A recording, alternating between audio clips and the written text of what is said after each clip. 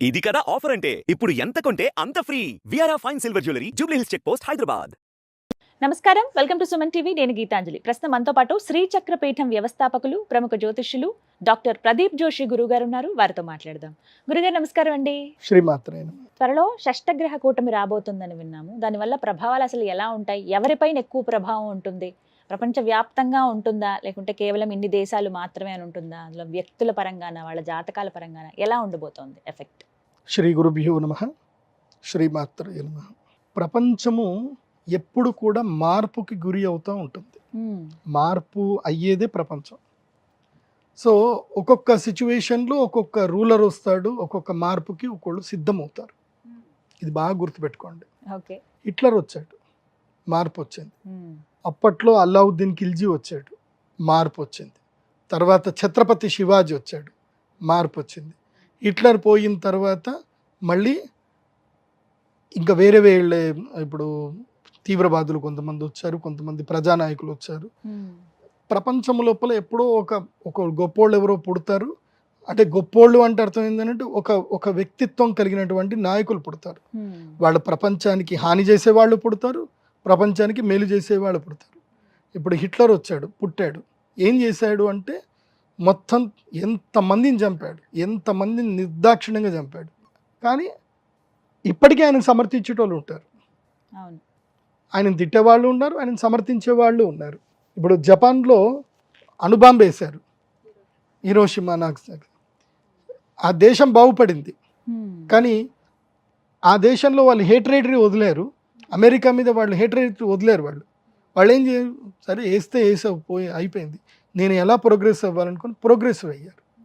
So the way of receiving అనేది వరల్డ్లో మారుతూ ఉంటుంది. ఇప్పుడు జపాన్ వరల్డ్ లార్జెస్ట్ ఎకనామిక్ కంట్రీగా ఎదిగింది. ఇప్పుడు షష్టగ్రహ కూటమి రాబోతుంది. అలాంటి మార్పులకు మళ్ళీ ఒక స్టెప్ రాబోతుంది. ఇది చాలా కీలకమైనది షష్టగ్రహ కూటమి. షష్టగ్రహ కూటమి తర్వాత ముఖ్యంగా మన భారతదేశంలో ఏం జరుగుతుంది, షష్టగ్రహ కూటమిలో బుధుడు నీచంలోకి వెళ్ళిపోతాడు. బుధుడు ఎప్పుడైతే నీచంలోకి వెళ్ళిపోయి ఈ షష్టగ్రహ కూటమి మార్చి 29వ తారీఖు ఏర్పడిందో భారతదేశ రాజకీయములో అలజడి ఏర్పడుతుంది.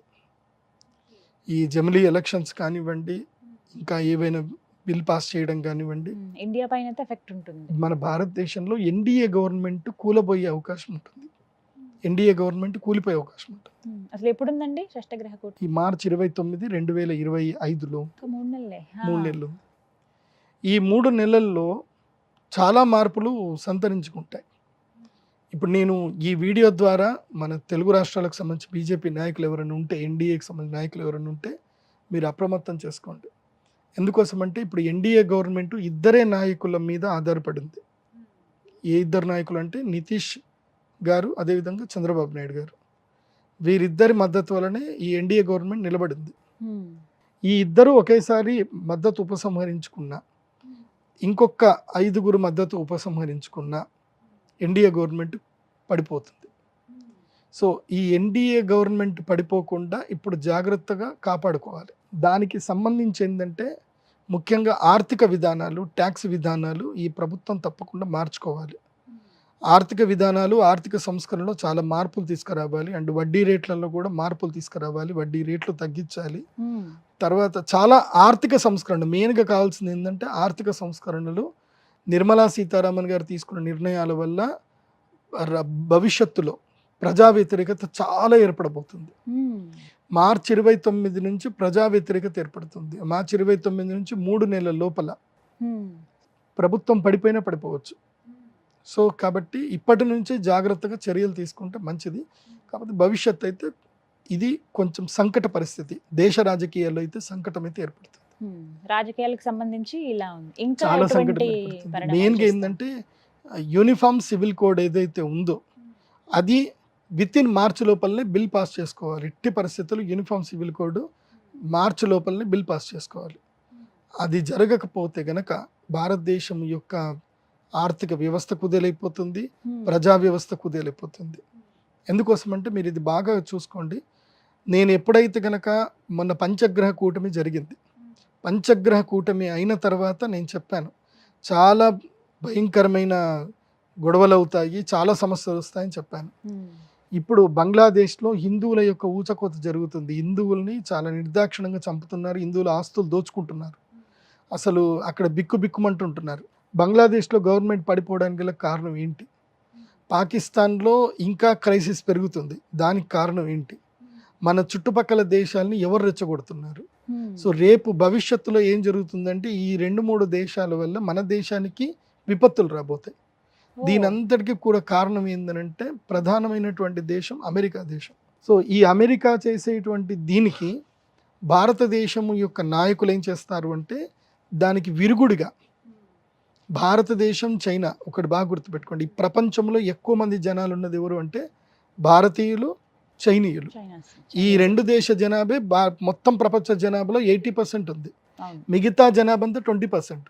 ఈవెన్ అమెరికా కూడా తీసుకున్నా, అమెరికా హార్డ్లీ ఎంత 35 కోట్ల మంది. సో అమెరికా జస్ట్ 10%, మొత్తం వరల్డ్ వైడ్గా అమెరికా జనాభా 10 to 11% చేస్తుంది. సో ఇప్పుడు ఏం జరగబోతుంది అని అంటే భవిష్యత్తులో దీని తర్వాత మోదీ గవర్నమెంట్ గనక సస్టైన్ అవ్వగలిగితే, ఈ ఎన్డీఏ గవర్నమెంట్ సస్టైన్ అవ్వగలిగితే, ఎందుకోసమంటే మనిషికి శత్రువు వల్ల దెబ్బ తాకినప్పుడు అప్పటిదాకా కానీ శత్రువు గురించి ఎక్కువ ఆలోచించు. ఉమ్. ఇప్పుడు ఒక దెబ్బ తగిలింది, ఇంకోసారి తగలొద్దు అని చూస్తారు. అని చూస్తారు. అవును. సో నేను తగలబోయేది మొదలే చెప్తున్నా, ఎన్డీఏ గవర్నమెంట్కి ఇప్పుడే చెప్తున్నా నేను, మీరు కన్విన్స్ చేస్తే చేయండి. ఎన్డీఏ గవర్నమెంట్కి దెబ్బ తాకపోతుంది. ఎందుకోసమంటే మోదీ గారి యొక్క ప్లాన్ ఏంటిది అని అంటే భవిష్యత్తులో చైనా, రష్యా మరియు భారతదేశం. చైనా మనకి ఇప్పటిదాకా శత్రుదేశంగా మార్చబడింది, చైనా మనకి మిత్రదేశం అయిపోయింది అనుకోండి. 70% of financial economics, 70% of transactions అన్నీ కూడా చైనా భారతదేశం మధ్యలోనే ఉంటాయి. ఎందుకోసమంటే ప్రపంచవ్యాప్తంగా మ్యానుఫ్యాక్చరింగ్ యూనిట్స్ అని ఎక్కడ ఉన్నాయంటే చైనాలోనే ఉన్నాయి. కానీ ఆ అవకాశం ఉందా అండి, మిత్రదేశం అయ్యే అవకాశం? అదే కదా, అదే మార్పు. షష్టగ్రహ కూటమి అంటే అది. ఉమ్. షష్టగ్రహ కూటమి తర్వాత ఏం జరుగుతుంది అని అంటే యుఎస్ డాలర్ని బైకాట్ చేస్తారు. యుఎస్ డాలర్ని బైకాట్ చేయడం జరుగుతుంది. ఎందుకోసమంటే ఇప్పుడు వరల్డ్ వైడ్గా యుఎస్ డాలర్ యొక్క శాసనం జరుగుతుంది. ఉమ్. సో ఈ శాసనం వల్ల ఏం జరుగుతుందంటే కొన్ని దేశాల యొక్క ఆర్థిక వ్యవస్థలు పడిపోతున్నాయి. ఆ దేశంలో ఎన్ని వనరులు ఉన్నా సరే ఈ యుఎస్ డాలర్ అనేది ఒక్కటి మాత్రమే ఆ దేశాలన్నీ పడేస్తుంది. ఉమ్. ఎందుకోసమంటే మనకి ఎక్స్పోర్ట్, మనకి విదేశీ మారక నిల్వలు మన దగ్గర ఉండాలి అని అంటారు. ఉమ్. సో ఇప్పుడు ఏం జరుగుతుంది, భారతదేశం యొక్క రూపీ వాల్యూ పడిపోతుంది. ఇది చాలా మందికి అర్థం అవ్వట్లే. ఆర్థిక వ్యవస్థలో రూపీ వాల్యూ పడిపోతుంది. మనం అందరం బాగానే ఉన్నాం, రూపీ వాల్యూ ఎందుకు పడిపోతుంది? డాలర్ వాల్యూ పెరుగుతుంది కాబట్టి. సో డాలర్ వాల్యూ పెరుగుతుంది అని అంటే వాళ్ళు పెంచడానికి వాళ్ళు ఏం చేస్తున్నారు అంటే ఈ దిక్కుమాల పనులని చేస్తారు వీళ్ళు. ప్రపంచవ్యాప్తంగా రాజకీయాలు నడిపించేది అమెరికా. సో దీనికి చెక్ పెట్టడానికి చైనా, రష్యా, భారతదేశం 3 కలుస్తాయి. కలిపి మొత్తం కూడా డాలర్ని మొత్తం ఇది చేసేసి వీళ్ళు ఒక ఇంటర్నల్ ట్రాన్సాక్షన్ చేయడానికి ఒక సరికొత్త ఆర్థిక వ్యవస్థ, సరికొత్త ఒక డాలరు, సరికొత్త ఒక రూపాయి అనేది బయటకు వస్తుంది ఇంకా. సో దీనివల్ల ఏం జరుగుతుందంటే టోటల్గా ప్రపంచ దేశాలన్నీ మొత్తం ఇదైపోతాయి. ఏ దేశాలు అయితే గనక మనల్ని దోచుకొని, ఇప్పుడు బ్రిటన్ కానివ్వండి, తర్వాత వేరే జర్మన్ కానివ్వండి, లేదంటే యుఏఈ కానివ్వండి, అమెరికా కానివ్వండి, ఇవన్నీ కూడా డాలర్ బేస్ మీదనే వాళ్ళ యొక్క ఆర్థిక వ్యవస్థలు బలంగా ఉన్నాయి. వాళ్ళ దగ్గర ఏమీ లేవు, వనరులు లేవు. ఇప్పుడు మీరు జర్మనీ వెళ్ళారనుకోండి, జర్మనీలో మీకు భూమిలో పండే వస్తువు తప్ప భూమి బయట పండే వస్తువులు ఉండవు, అక్కడ పంటలు ఉండవు. అలాంటి దేశంకి మన కరెన్సీకి చూస్తే కరెన్సీ ఎక్కువ విలువ. ఎందుకు ఈ విలువ ఎక్కడి నుంచి వస్తుంది అనేది కరెక్ట్గా మారిపోతుంది. 2025 బాగా గుర్తుపెట్టుకోండి, 2025 సంవత్సరం షష్టగ్రహ కూటమి తర్వాత ప్రపంచ ఆర్థిక విధానాలన్నీ మారిపోతాయి. వెంటనే ఎఫెక్ట్ ఉంటుందా అండి? కొంచెం స్టార్ట్ అవుతుంది, అక్కడి నుంచి బిగినింగ్ అవుతుంది. సో ఎప్పుడైతే ఈ ఆర్థిక విధానాల మీద ఆలోచన స్టార్ట్ అయిందో, రష్యా, చైనా, భారతదేశం ఎప్పుడైతే కలిసిపోయాయో ఇంకా వెంటనే దాడులు స్టార్ట్ అవుతాయి ఇంకా. సో మూడో ప్రపంచ యుద్ధం అంటారు కదా, దానికి నాంది కూడా స్టార్ట్ అవుతుంది. 2025లో స్టార్ట్ అవుతుంది, 2028కి పీక్ వెళ్ళిపోతుంది. 28. సో చెప్తున్నా కదా, ఇప్పుడు మహాభారత కాలంలో జరిగినటువంటి సంఘటన ఇప్పుడు జరుగుతుంది, అప్పటి గ్రహస్థితి ఇప్పుడు జరుగుతుంది, మార్పుకు స్టార్ట్ అవుతుంది, చేంజెస్ స్టార్ట్ అవుతాయి.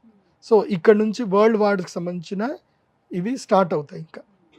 సో ఇప్పుడు అమెరికా తీసుకునే నిర్ణయాలే చాలా కీలకమైనవి అవుతాయి. సో అమెరికా ఒరిజినాలిటీ ఏదైతే బయటపడుతుంది, అంటే వాళ్ళ యొక్క కుళ్ళు రాజకీయాలు ఏవైతే అన్ని దేశాలన్నిటి మేము శాసించాలి, మేము తొక్కి పెట్టాలన్న ఏదైతే ఉంటుందో అది ఈ సంవత్సరంలో మెల్లిగా బయటపడుతుంది. ఆల్రెడీ దానికి సంబంధించిన సిమ్టమ్స్ కూడా స్టార్ట్ అయ్యాయి. షష్టగ్రహ కూటమి అయిన తర్వాత ఈ గవర్నమెంట్ స్టెబిలిటీ అవ్వాలి. అందుకే ఈ ప్లాన్ ఉంది కాబట్టే ఈ గవర్నమెంట్ని పడగొట్టడానికి అమెరికా దేశం ప్లాన్ చేస్తుంది. సో నిజమైనటువంటి భారతదేశానికి సంబంధించిన దేశభక్తులు గనక ఎంపీలు ఉంటే, వాళ్ళకి దేశభక్తి గనక ఉంటే గనక ఈ దేశాన్ని కాపాడడానికి ఉంటారు, లేదు అంటే పోతారు. సో అందుకే బుధుడు నీచంలో పడుతున్నాడు. షష్టగ్రహ కూటమిలో బుధుడు ఎప్పుడైతే నీచంలో పడతాడో, బుధుడు నీచంలో పడ్డప్పుడు షష్టగ్రహ కూటమి అయ్యి సూర్యగ్రహణం ఏర్పడుతుందో అప్పుడు నమ్మక ద్రోహాలు జరుగుతాయి, భయంకరమైన వైరుధ్యం ఏర్పడుతుంది. అన్నీ చెడే ఉన్నాయండి, మంచి ఏమైనా జరుగుతుందా? మంచి జరిగే ముందే చెడు జరుగుతుంది. ఆ చెడుని గనక మనం ఎదుర్కోగలుగుతాం. పరీక్ష ఉంటుంది కదా, ప్రతి ఒక్కరికి ఒక ఎగ్జామ్ ఉంటుంది. ఇప్పుడు ఈ ఎన్డీఏ గవర్నమెంట్కి ఇది పరీక్షా కాలం. ఇది ఇప్పుడు ఎన్డీఏ గవర్నమెంట్ కనుక నిలబడే యూనిఫామ్ సివిల్ కోడ్ చేసుకొని ఇంకా ఎంపీల మద్దతు కూడా పెట్టుకొని గట్టిగా ఉండగలిగితే ఈ గవర్నమెంట్ స్టేబుల్గా ఉంటుంది. ఈ గవర్నమెంట్ స్టేబుల్గా ఉంటే నేను చెప్పిన ప్లాను వాళ్ళు ఏదైతే చేస్తారో అది ఇంప్లిమెంట్ అయ్యి 2025 సంవత్సరం మార్పుకు వస్తుంది. 25వ సంవత్సరంలో ఎప్పుడైతే డాలర్ని వ్యతిరేకించి ఇంటర్నల్ ట్రాన్సాక్షన్ చేసుకుంటున్నామో అప్పుడు అమెరికా కోపం వస్తుంది, అక్కడికించి యుద్ధం స్టార్ట్ అవుతుంది. ఇది బాగా గుర్తుపెట్టుకోండి. ఇది చాలామందికి కొంతమందికి అర్థమవుతుంది. నేను సింపుల్ మెథడ్లో మీకు అర్థమయ్యేటట్టు చెప్తాను. ఇప్పుడు ఉదాహరణకి ఏంటంటే, ఇప్పుడు ఒక ఏ అనే ఒక వ్యక్తి ఉన్నాడు, అంటే అమెరికా అని ఏ అనుకుందాం, ఏ అనే వ్యక్తి అమెరికా అనుకుందాం. వాళ్ళ దగ్గర బోలెడు బంగారం ఉంది. వాళ్ళ బంగారం ఉంది కాబట్టి వాళ్ళ కరెన్సీ రేట్ ఎక్కువ ఉంది. ఆయన ఏం చెప్తాడు అంటే, మీరందరూ కూడా నేను ఇచ్చేటువంటి రేట్ వాల్యూ తోటి మీరందరూ మీ వస్తువులు కొనుక్కోవాలి, అమ్ముకోవాలి. మీరందరూ నా డబ్బుతోటి కొనుక్కోవాలి, అమ్ముకోవాలి అంటున్నారు. వీళ్ళందరూ తెలియదు ఇప్పటిదాకా. అవును సరే మేము కొనుక్కుంటాం అన్నారు. ఇప్పుడు నా దగ్గర నీళ్లు ఉన్నాయి, నా దగ్గర నీళ్లు నాకు ఫ్రీగా దొరుకుతాయి, నాకు నీళ్లు ఫ్రీగా దొరుకుతాయి. సో నేను నీకు అమ్ముతా, నాకు ఫ్రీగా దొరుకుతాయి కాబట్టి నేను నీకు అమ్ముతా. నా దగ్గర 10 రూపాయలకు నేను అమ్ముతా. కాకపోతే వాడేమంటాడు అంటే, నువ్వు ఇది నీ 10 రూపాయలకు అమ్ముకోకూడదు, నా యొక్క $10 నువ్వు అమ్మాలి అంటాడు. నువ్వు 10 రూపాయలకు అమ్ముకోవద్దు, $10 అమ్మాలి అని అంటాడు. పెత్తనం చేస్తున్నారు. సో యూఏఈలో నీళ్లు లేవు. ఇప్పుడు యూఏఈలో ఏది డీజిల్ ఉంది, వాళ్ళ దగ్గర ఆయిల్ ఉంది, మన దగ్గర నీళ్లు ఉన్నాయి. మనం వాళ్ళకి నీళ్లు ఇస్తున్నాం, వాళ్ళు మనకు ఆయిల్ ఇస్తున్నారు. ఇప్పుడు మన ఇద్దరి మధ్యనే ట్రాన్సాక్షన్ జరుగుతుంది. వాడి పెత్తనం ఎందుకు మరి? వాడేం నీళ్ళు ఇవ్వట్లే, వాడేం ఆయిల్ ఇవ్వట్లే. కానీ మన ఇద్దరి మధ్యన జరిగే ట్రాన్సాక్షన్ పెత్తనం మాత్రం కరెన్సీ వాల్యూ మాత్రం ఆయన పెట్టుకుంటున్నారు. ఇన్ని రోజులు అమెరికా ఇదే శాసనం చేసింది. ఈ శాసనం వల్ల మాత్రమే ఇప్పుడు అమెరికా గట్టిగా ఉంది. కానీ దాని యొక్క పతనం ప్రారంభమవుతుంది. అమెరికా పతనం ప్రారంభమవుతుంది 2025 నుంచి స్టార్ట్ అవుతుంది. సో ఇది వరల్డ్ వార్కి దారితీస్తుంది. ఎవరు పెద్దన్న పాత్ర పోషించే అవకాశం ఉంది తర్వాత ఫ్యూచర్లో, ఒకవేళ అమెరికా పతనం కనుక ప్రారంభం అయితే? మన మోదీ గారే, నరేంద్ర మోదీ గారే వరల్డ్ విశ్వగురువు అవుతారు. ఇప్పుడు భారతదేశం విశ్వగురువు అవ్వడానికి ఆస్కారం ఉంది. ఒక్క పరీక్ష నెగ్గితే చాలు. విశ్వగురువుగా శ్రీ నరేంద్ర మోదీ గారిని అలాగే ప్రధానమంత్రిగా కంటిన్యూ చేసుకొని ఇంకో 10 ఏళ్ల పాటు ఆయన కనుక ప్రధానమంత్రిగా ఉంటే $US కరెన్సీ మొత్తం పడిపోతుంది, మన భారతదేశం కరెన్సీ పెరుగుతుంది. అదేదో సినిమాలో ఉపేంద్ర గారు చూపించారు కదా, అలాగే జరుగుతుంది. అలా జరిగే అవకాశాలు ఇప్పుడు మొదలవ్వబోతున్నాయి. సో ఒక్క బుధగ్రహం వల్ల మాత్రమే డౌట్ ఉంది. ఆ బుధుడు నీచంలో పడ్డాడు అంటే ఐడియా సస్టైన్ అవ్వవు, దుర్మార్గమే గెలుస్తుంది. సో ఆ పరీక్షలో ఎవరు గెలుస్తారో చూడాలి. దుర్మార్గం గెలుస్తుందా లేకపోతే ఇది గెలుస్తుందా చూడాలి. అది కాకుండా ఏంటంటే ప్రకృతి విపత్తులు ఏర్పడతాయి. దీనికి సిమ్టమ్ గా ప్రకృతి విపత్తులు వస్తాయి. ముఖ్యంగా భూకంపాలు ఏర్పడతాయి. మార్చి 29 తర్వాత భూకంపం ఏర్పడుతుంది. చాలా పెద్ద భూకంపం ఏర్పడుతుంది. అది మన దేశంలో తీవ్రత కొంచెం తక్కువ ఉంటుంది, వేరే దేశాల తీవ్రత ఎక్కువగా ఉంటుంది. అండ్ ఈసారి ఎండలు భయంకరంగా వస్తాయి, బాగా గుర్తుపెట్టుకోండి. అండ్ ఈ ప్రభావం వల్ల ఏంటంటే రైతులకు మేలు జరుగుతుంది. నేను రైతులందరికీ చెప్పేది ఏంటంటే ఉల్లిపాయలు పెంచండి, ఆలుగడ్డ పెంచండి, కూరగాయలు పండించండి. ఈసారి రైతులు తప్పకుండా కూరగాయల మీద కాన్సన్ట్రేషన్ చేయండి. ఈసారి సమ్మర్లో టమాటా 150 రూపాయల కిలో వెళ్తుంది, ఉల్లిపాయ 150, 200 కూడా పోతుంది. తెల్ల ఉల్లిపాయ అయితే 400 రూపాయల కిలో వెళ్తుంది. సో రైతులకు చెప్పేది ఏంటంటే ఈ షష్టగ్రహ కూటమి ప్రభావం వల్ల రైతులకు లాభం కలగాలి అంటే ఈ పని చేసుకోండి. అండ్ దాని తర్వాత కూడా ఏం జరుగుతుంది అని అంటే మన తెలంగాణ రాష్ట్రంలో కూడా అలజడి ఏర్పడుతుంది. తెలంగాణ రాష్ట్రంలో రాబోయేటువంటి ఆగస్టు తర్వాత తెలంగాణ రాష్ట్రంలో కాంగ్రెస్ పార్టీలో చీలికలు స్టార్ట్ అవుతాయి. ప్రభుత్వం ఉన్నా సరే కాంగ్రెస్ పార్టీలో చీలికలు స్టార్ట్ అవుతుంది. సో కాంగ్రెస్ పార్టీలో సీఎం మారే అవకాశాలు కూడా ఉంటాయి. తెలంగాణకి మళ్ళీ సీఎం మారే అవకాశాలు కూడా ఉంటాయి. ఈ షష్టగ్రహ కూటమి తర్వాత పార్టీ కంటిన్యూ అవుతుంది, సీఎం మారుతారు, జరిగే అవకాశాలు ఇవన్నీ రాబోతుంది. అంటే కేవలం ఇవన్నీ కూడా షష్టగ్రహ కూటమి ప్రభావం వల్ల జరుగుతుంది. షష్టగ్రహ కూటమి ప్రభావం చూద్దాం ఎలా మొత్తం భారతదేశంలో కూడా కూటమి ప్రభావమే ఉంటుంది. అది అర్థం చేసుకోండి. ఆ కూటమి ఈ కూటమి, ఆ కూటమి వల్ల ఈ కూటమిలో అలజడి ఏర్పడుతుంది. అది ఏపీ పైన ఎఫెక్ట్, ఆంధ్రప్రదేశ్లో ఏం ఎఫెక్ట్స్ ఏమి ఉండదు ఈసారికి. రైట్ గురుగారు, చూద్దాం మరి ఈ ప్రిడిక్షన్ ఎంతవరకు నిజమవుతుంది. ఎందుకంటే అన్ని నిజమవుతూ వచ్చాయి, మీరు చెప్పినవి అందరికీ సూచనలు చేశారు. మంచి జరుగుతుంది, దానికంటే ముందు ఈ చెడు అయితే ఎదుర్కోవాలి అందరూ అని అంటున్నారు. Let's see. అండ్ వ్యక్తిగతంగా జనాలకి ఎలా ఉండబోతుంది మరి. ఇంకా ఇవన్నీ రాజకీయాల పరంగా చెప్పారు, కొంతమంది రైతులకు సూచన చేశారు. వ్యక్తిగతంగా ఎలా ఉండబోతుంది ఒక్కొక్క వ్యక్తికి కావచ్చు, లేకపోతే వారి జాతకం బట్టి ఉంటుందా అట్లా? ఈ షష్టగ్రహ కూటమి మీన రాశిలో ఏర్పడబోతుంది.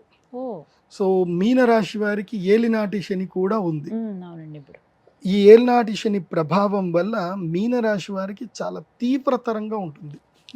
మీన రాశి వారికి, మేషరాశి వారికి, ఈ రెండు రాశులకైతే తీవ్రతరమైన నష్టాలు ఉంటాయి.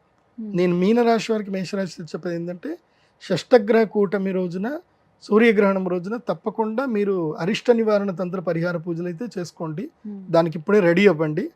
కాకపోతే ఈ 3 నెలల ముందే మీకు చెప్తున్నాను ఏంటంటే మీకు మోసపోతారు. ఆన్లైన్ మోసాలు, సైబర్ మోసాలు కానివ్వండి, తర్వాత మీకు నమ్మక ద్రోహాలు విపరీతంగా జరుగుతాయి. అదేవిధంగా ఆస్తి నష్టము, ప్రాణ నష్టం జరిగే అవకాశం ఉంటుంది. చాలా జాగ్రత్తగా ఉండండి. ఈ 3 నెలలు ఎవ్వరు మిమ్మల్ని ఆశ పెట్టినా ఆశ పడకండి. ఈ 3 నెలలు ఆశ అనేది వదిలేసుకోండి.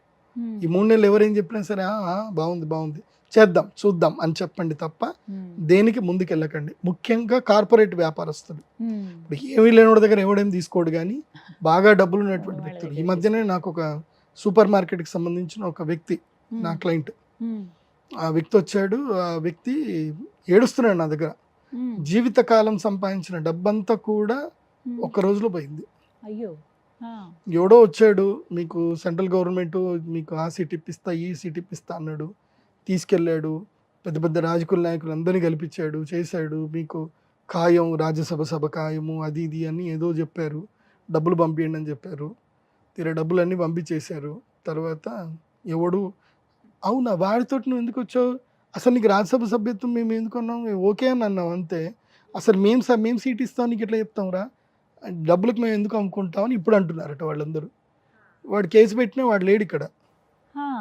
వాడికి ఎందుకోసం అంటే వాడు కేసు పెట్టిన వీళ్ళన్నీ కూడా బ్లాక్ అమౌంట్ కదా, ఏడుస్తూ కూర్చున్నాడు. ఇప్పుడు జీవితకాలం సంపాదించిన డబ్బు మొత్తం పోయింది, దాదాపు 35 కోట్లు పోయాయి. ఇప్పుడు ఆయన బాగా చెప్పుకున్నాడు, కంప్లైంట్ చేయలేడు. కంప్లైంట్ ఎంతవరకు చేశాడు అంటే ఆయనకి చట్ట ప్రకారంగా ఆయన ఇన్కమ్ ట్యాక్స్కి ఎంత చూపిస్తున్నాడో అంతవరకు కంప్లైంట్ చేసి మీరు ఏం చెప్పారు వారికి? మంచి జరుగుతుందా ఏమన్నా? సరే, అవుట్ ఆఫ్ అది. కాకపోతే చెప్పేది ఏంటంటే ఇట్లా జరుగుతాయి, మోసాలు బాగా జరుగుతున్నాయి ఈ మధ్యకాలంలో. ఏం లేదండి, ఇప్పుడు మీరున్నారు, మీరు ఒక గొప్ప స్థాయిలో ఉన్నారు, మీకు నేను పరిచయం, నేను ఎవరిని పరిచయం చేయించినా ఫోటో దిగండి అంటే మీరు దిగుతారు. ఈయన అంటే మంచిది నమస్తే, బాగున్నారు అంటే బాగున్నారు, మేడం సార్ పని అయిపోతుందా అని అంటే చేద్దాం, పని చేద్దాం, మీరేం కంగారు పడొద్దు, మీరు మాట్లాడండి అని అంటారు. అంతకుమించి నేను వేరే పని చెప్పుంటా, ఈయన ఏదో గుడి కడుతున్నాడండి, గుడికి మీరు కొంచెం డొనేషన్ ఇప్పియండి అని నేను అంటా. సో మీ వరకు మీరు గుడి ఆలోచనలోనే ఉంటారు, వాడి వరకు వాడు సెంట్రల్ గవర్నమెంట్ సీట్ గురించి వాడు ఆలోచిస్తూ ఉంటాడు. వీడికి ఏమనుకుంటున్నాడో మీరేమనుకుంటున్నాడో ఇద్దరికి తెలిసేది ఒక వ్యక్తికి, మోసం చేసే వ్యక్తికి. ఇదే జరుగుతుంది. సో చాలా జాగ్రత్తగా ఉండండి. ప్రజలందరికీ చెప్తున్నాను, మోసగాళ్ళు బాగా పెరిగిపోయారు సమాజంలో. పర్టికులర్ గా విపరీతం. మీనరాశి మేషరాశి వాళ్ళకి మీన రాశి వాళ్ళకి నెత్తిమే శని కూర్చుంటాడు ఇప్పుడు. సో అక్కడి నుంచి వాళ్ళకి స్టార్ట్ అవుతుంది అనమాట. నెత్తిమే శని కూర్చుంటే ఇంకా ఆశ, దాహం ఉంటుంది. ఇంకా ఉన్న స్థాయి కన్నా ఎక్కువ స్థాయికి ఎదగాలని చెప్పి క్రైములు చేయడానికి కూడా వెనకాడరు. సో ఇలాంటి టైంలోనే మోసగాళ్ళు వచ్చేస్తారు. నమ్మితే కదా మోసం చేసేది, నమ్మిస్తారు. సో ఆశ ఉంటేనే మోసం, ఆశ ఉన్న దగ్గరనే నమ్మకద్రోహం జరుగుతుంది. మీకు ఆశ లేకపోతే మోసం అనేది ఉండదు. మీరు ఆశ అనేది వదిలేసుకోండి. మీన మేష మీకు మాత్రం తప్పకుండా సూర్యగ్రహణం రోజు ఎక్కడ ఉన్నా సరే అరిష్ట నివారణ తంత్రం చేసుకోండి. ఇంకోటి, ఎవరికైతే కనుక ఈ యొక్క గ్రహణ మొర్రి కానీ గ్రహణంకి సంబంధించిన ఏమైనా ఇబ్బందులు ఏమైనా కలిగినా కానీ గ్రహణ సమయంలో పరిహారాల వల్ల జీవితాలు బాగుపడతాయి. ఆల్రెడీ మనం చేసిన వాటి అందరికీ చాలామందికి మంచి జరిగింది. సో మార్చి 29వ తారీఖు శ్రీచక్ర పీఠంలో మేము షష్టగ్రహ కూటంలో యాగం అయితే చేస్తాము. ఇప్పటి నుంచి బుకింగ్ స్టార్ట్ అయ్యాయి. ఎందుకోసం అంటే లాస్ట్ టైము అసలు నేను తట్టుకోలేకపోయినా, అంతమంది జనాలు వచ్చారు. నేను 100కి 120 మందికి క్లోజ్ చేసేసి ఆపేశాను. ఇంకా నా వల్ల కాదని చెప్పేశాను. ఇంకా సో ఇప్పుడు కూడా అంతే చెప్తున్నా, 100 మంది కన్నా ఎక్కువైతే అలో చేయను. 100 మందికి మాత్రమే సీట్ అవకాశం. అది చూద్దాం త్వరలో ఏం జరగబోతుంది అనేది. గురుగారు నమస్తే అండి. శ్రీమాత్రే.